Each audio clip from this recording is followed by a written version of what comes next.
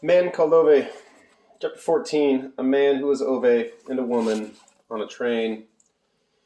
She had a golden brooch pinned to her dress in which the sunlight reflected hypnotically through the train window.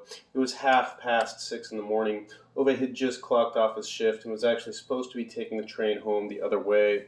But then he saw her on the platform with all her rich auburn hair and her blue eyes and all her effervescent laughter, and he got back on the outbound train. Of course, he didn't quite know himself why he was doing it. He had never been spontaneous before in his life. When he saw her, it was as if something malfunctioned.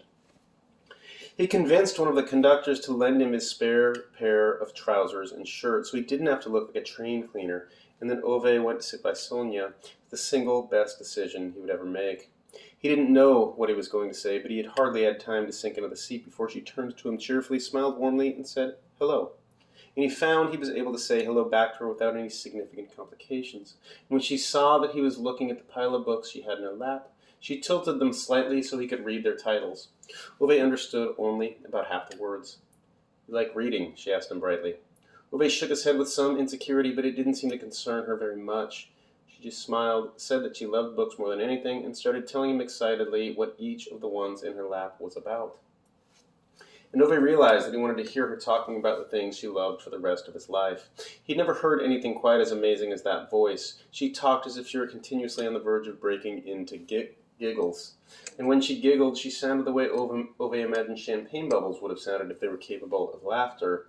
He didn't quite know what he should say to avoid seeming uneducated and stupid, but it proved to be less of a problem than he had thought.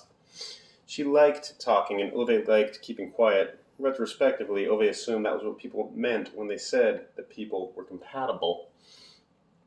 Many years later, she told him that she had found him quite puzzling when he came to sit with her in that compartment, abrupt and blunt in his whole being, but his shoulders were broad and his arms so muscular that they stretched the fabric of his shirt.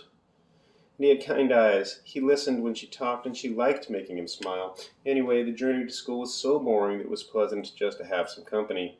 She was studying to be a teacher. Came on the train every day. After a couple of miles, she changed to another train, then a bus. All in all, it was a 1.5 hour journey in the wrong direction for Ove. Only when they crossed the platform that first time, side by side, and stood by her bus stop, did she ask what he was doing there. And when Ove realized that he was only 5 or so kilometers from the military barracks we would have been had it not been for the problem with his heart, the words slipped out of him before he understood why. "I'm doing my military service over there," he said, waving vaguely, "so maybe we'll get to see each other on the train going back as well. I go home at 5. Ove couldn't think of anything to say. He knew, of course, that one does not go home from military installations at 5 o'clock, but she clearly did not, so he just shrugged, and then she got on her bus and was gone. Ove decided this was undoubtedly very impractical in many ways, but there was not a lot to be done about it, so he turned around, found a signpost pointing the way to the little center of a tiny student town where he now found himself at least a 2 hour journey from his home, and then he started walking. After 45 minutes, he asked his way to the only tailor in the area, and after eventually finding a shop, ponderously stepped inside to ask whether it would be possible to have a shirt ironed and a pair of trousers pressed, and if so, how long it would take. 10 minutes, if you wait, came his answer. "I'll be back at 4, said Ove and left. He wandered back down to the train station and lay down on a bench in the waiting hall. At 3:15, he went all the way back to the tailor's, had his shirt and trousers pressed while he sat waiting in his underwear in the staff restroom, then walked back to the station and took the train with her for an hour and a half back to her station, and then traveled for another half hour to his own station. He repeated the whole thing day after day, and the day after that. On the following day, the man from the ticket desk at the train station intervened and made it clear to Ove that he couldn't sleep here like some loafer. Surely he could understand that. Ove saw the point he was making, but he explained that there was a woman at stake here. When he heard this, the man from the ticket desk gave him a little nod, and then let him sleep in the left luggage room. Even men at the train station ticket desks had been in love. Ove did the same thing every day for 3 months. In the end, she grew tired of his never inviting her out for dinner, so she invited herself instead. "I'll be waiting here tomorrow evening at 8 o'clock. I want you to be wearing a suit, and I'd like you to invite me out for dinner," she said succinctly as she stepped off the train one Friday evening. And so it was. Ove had never been asked how he lived before he met her, but if anyone had asked him, he would have answered, but he didn't. On Saturday evening, he put on his father's old brown suit. It was tied around his shoulders. Then he ate 2 sausages and 7 potatoes, which he prepared in a little kitchenette in his room before doing his round of the house to put in a couple of screws, which the old lady had asked him to do. Are you meeting someone, she asked, pleased to see him coming down the stairs. She'd never seen him wearing a suit. Ove nodded gruffly. Yeah, he said, in a way that could be described as either a word or an inhalation. The older woman nodded and probably tried to hide a little smile. Must be someone very special if you dress yourself up like that, she said. Ove inhaled again and nodded curtly. When he was at the door, she called out from the kitchen, Flowers, Ove. Perplexed, Ove stuck his head around the partition wall and stared at her. She'd probably like some flowers, the old woman declared, as if with some emphasis. Ove cleared his throat and closed the front door. For more than 15 minutes he stood waiting for her at the station in his tight-fitting suit and his new polished shoes. He was skeptical about people who came late. If you can't depend on someone being on time, you shouldn't trust them with anything more important either, he used to mutter when people came dribbling along with their time cards 3 or 4 minutes late, as if this didn't matter. As if the railway line would just lie there waiting for them in the morning and not have something better to do. So each of those 15 minutes that Ove stood waiting at the station, he was slightly irritated. And then irritation turned into a certain anxiety. And after that, he decided that Sonia had only been ribbing him when he'd suggested they should meet. He had never felt so silly in his entire life. Of course she didn't want to go out with him. How in the world could he have got that into his head? She didn't. His humiliation when the insight dawned on him welled up like a stream of lava, and he was tempted to toss the flowers in the nearest trash can and march off without turning around. Looking back, he couldn't quite explain why he stayed. Maybe because he felt, in spite of all, that an agreement to meet was an agreement. Maybe there was some other reason, something a little harder to put his finger on. He didn't know it at that moment, of course, but he was destined to spend many quarter hours of his life waiting for her, that his old father would have gone cross-eyed if he'd found out. When she finally did turn up in a long floral print skirt and a cardigan so red that it made Ove shift his weight from his right foot to his left, he decided that maybe her inability to be on time was not the most important thing. The woman at the florist had asked him what he wanted. He informed her gruffly that this was a bit of a bloody question to ask. After all, she was the one who sold the greens, and he the one who bought them, not the other way around. The woman had looked a bit bothered about that, but then she asked if the recipient of the flowers had some favorite color, perhaps.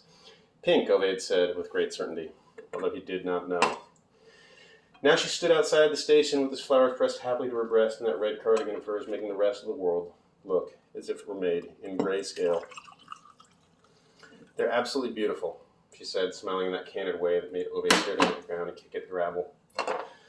Ove wasn't much for restaurants. He'd never understood why one would ever eat out for a lot of money when one could eat at home. He wasn't so taken with his show-off furniture and elaborate cooking, and he was very much aware of his conversational shortcomings as well.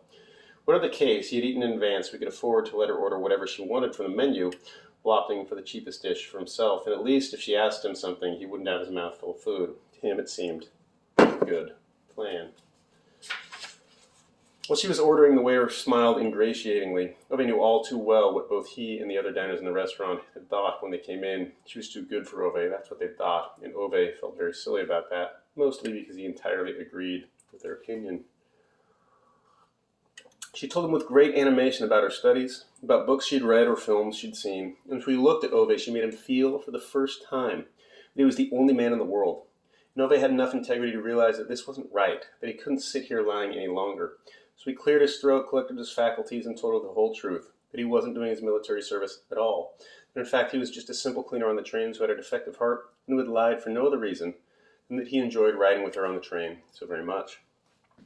He assumed this would be the only dinner he ever had with her, and he did not think she deserved having it with the fraudster. When he had finished his story, he put his napkin on the table and got out his wallet to pay.